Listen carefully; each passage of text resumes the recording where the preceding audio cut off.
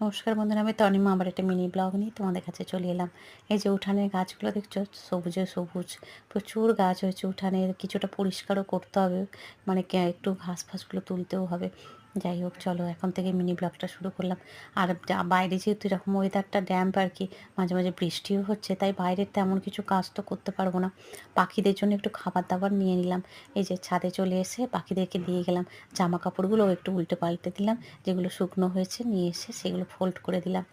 ঘরটা আজকে ভালো করে ক্লিন করলাম, যেহেতু বইয়ের তাকটা ভালো করে পরিষ্কার করেছি, প্রচুর ধুলো বেরিয়েছে, তাই বেডশিটটা চেঞ্জ করলাম। ঘরটা মুছলাম, ক্লিন করে একদম সুন্দর করে মুছে নিলাম।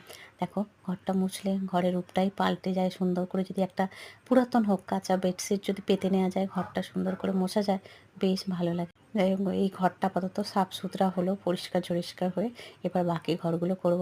আজকের মিনি ব্লগটা এই পর্যন্তই। বাই বাই, দেখা হবে নেক্সট মিনি ব্লগে।